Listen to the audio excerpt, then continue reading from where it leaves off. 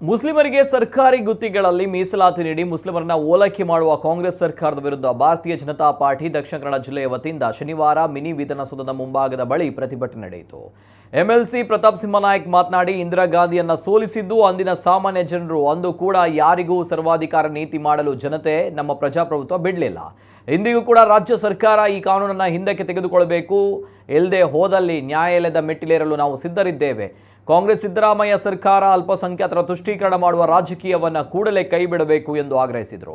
BJP ಜಿಲ್ಲಾಧ್ಯಕ್ಷ ಸತೀಶ್ ಕುಂಪಲ ಮಾತನಾಡಿ, ಚುನಾವಣಾ ಪೂರ್ವದಲ್ಲಿ ಅಧಿಕಾರಕ್ಕೆ ಬಂದರೆ ಬಿಲ್ಲವ ಸಮುದಾಯಕ್ಕೆ ನೆರವು ನೀಡುವುದಾಗಿ ಹೇಳಿದ್ದ ಕಾಂಗ್ರೆಸ್ ನಾಯಕರು ಇಂದು ತುಟಿ ಬಿಚ್ಚುತ್ತಾ ಇಲ್ಲ. ಆದರೆ ಅಲ್ಪಸಂಖ್ಯಾತರ ತುಷ್ಟೀಕರಣ ಮಾಡಲು ಮುಂದಾಗಿದ್ದಾರೆ ಎಂದು ಆಕ್ರೋಶ ವ್ಯಕ್ತಪಡಿಸಿದರು. ಪ್ರತಿಭಟನೆಯಲ್ಲಿ ಗೋವಿಂದ ಕಾರಜೋಳ, ಪದ್ಮನಾಭ ಕೊಟ್ಟಾರಿ, ಮಾಜಿ ಮೇಯರ್ ಪ್ರೇಮಾನಂದ ಶೆಟ್ಟಿ ಸೇರಿ ಹಲವು ಮಂದಿ ಮುಖಂಡರು ಭಾಗವಹಿಸಿದ್ರು. ರಾಜ್ಯ ಸರ್ಕಾರದ ನೀತಿಗೆ ಕಾರ್ಯಕರ್ತರು ಧಿಕ್ಕಾರ ಕೂಗಿದ್ರು. ಕೋಟಿಗಟ್ಟಲೆ ಹಣ ಕೊಡ್ತೇನೆ ಅಂತ ಹೇಳಿದ್ದಾರೆ. ಬಿಲ್ಲವ ಸಮುದಾಯದ ಮಾನ ಮರ್ಯಾದೆ ಎಲ್ಲ ತೆಗೆದು ಬಿಟ್ಟಿದ್ದಾರೆ. 1 ಲಕ್ಷ ಯಾಕೆ ಕೊಟ್ಟದ್ದು ಸ್ವಾಮಿ?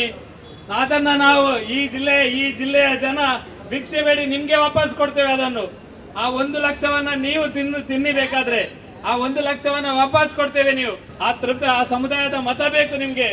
ಆದ್ರೆ ಆ ಸಮುದಾಯಕ್ಕೆ ಬೇಕಾದ ವ್ಯವಸ್ಥೆಯನ್ನು ಮಾಡಬೇಕು ಅಂತ ನನಗೆ ಅನಿಸುವುದಿಲ್ಲ.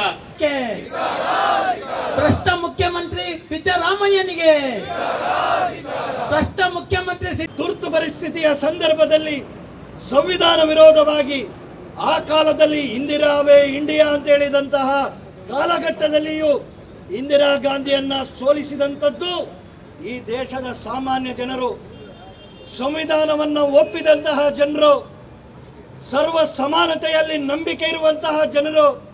ಈ ಮಣ್ಣಿನ ಗುಣ ಅದು. ಜಾತಿ ಮತದ ಆಧಾರದ ಮೇಲೆ ಜನ ಒಪ್ಪುವುದಿಲ್ಲ ಅಂತ ಹೇಳುವಂಥದ್ದನ್ನ ಅರ್ಥ ಮಾಡಿಕೊಳ್ಳಿ. ಇವತ್ತಾದರೂ ಈ ಕಾನೂನನ್ನ ಹಿಂದೆ ತೆಗೆದುಕೊಳ್ಳಬೇಕು. ಇದನ್ನ ಭಾರತೀಯ ಜನತಾ ಪಾರ್ಟಿ ಸರ್ವ ರೀತಿಯಲ್ಲಿಯೂ ವಿರೋಧಿಸುತ್ತದೆ. ಇದನ್ನ ಕೋರ್ಟಿನಲ್ಲಿಯೂ ನಾವು ಪ್ರಶ್ನಿಸ್ತೇವೆ. ಆ ವಕ್ತ ಆಸ್ತಿಯನ್ನು ಕಾಪಾಡಲಿಕ್ಕೆ ಈ ಸರ್ಕಾರ 150 ಕೋಟಿ ಕೊಡುತ್ತಂತೆ. ಇದು ಯಾವ ನ್ಯಾಯ ರೀ? ಇದು ಯಾವ ನ್ಯಾಯ?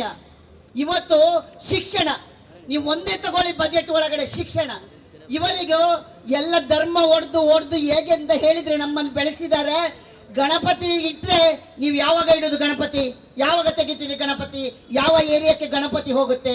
ಅಲ್ಲಿ ಮಸೀದಿ ಇದೆ, ಆ ಭಾಗಕ್ಕೆ ಗಣಪತಿ ಕೊಂಡೋಗ್ಬೇಡಿ ಅಂದ್ರೆ ಹಿಂದೂಗಳು ಅಲ್ಲಿ ಹೋಗಬಾರ್ದು, ಇಲ್ಲಿ ತಗೊಂಡ್ಬಾರ್ದು. ಈ ವೈಮನಸ್ಸನ್ನ ಧರ್ಮದ ಆಧಾರದ ಮೇಲೆ ಆಲ್ರೆಡಿ ಇವರ ಕಂದಕ ಮೂಡಿಸಿ ಆಗಿದೆ. ಸಿದ್ದರಾಮಯ್ಯನವರು ಮಹಾ ಮೋಸಗಾರರು. ಸುಳ್ಳು ಹೇಳಿ ಹಿಂದುಳಿದವ್ರನ್ನ, ದಲಿತರನ್ನ ವಂಚನೆ ಮಾಡತಕ್ಕಂಥ ಕೆಲಸ ಮಾಡ್ತಾ ಇದ್ದಾರೆ.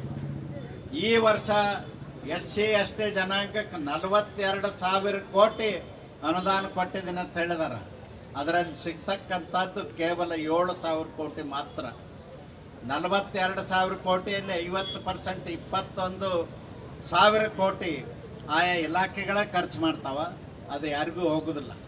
ಇನ್ನುಳಿದಂಥ 21,000 ಕೋಟಿಯಲ್ಲಿ 14,000 ಕೋಟಿ ಈಗಾಗಲೇ ಆ ಹಣವನ್ನು ಗ್ಯಾರಂಟಿಗಳಿಗಾಗಿ ಬಳಕೆ ಮಾಡಿಕೊಳ್ತಾರೆ. ಉಳಿತಕ್ಕಂಥದ್ದು ಕೇವಲ 7,000 ಕೋಟಿ. ಇಂಥ ಮೋಸಗಾರ 42,000 ಕೋಟಿ 42,000 ಕೋಟಿ ಅಂತೇಳಿ ಪುಂಗಿ ಊದತಕ್ಕಂಥ ಕೆಲಸ ಸಿದ್ದರಾಮಯ್ಯನವ್ರ ಸರ್ಕಾರ ಮಾಡ್ತಾ ಇದೆ. ಕಾಂಗ್ರೆಸ್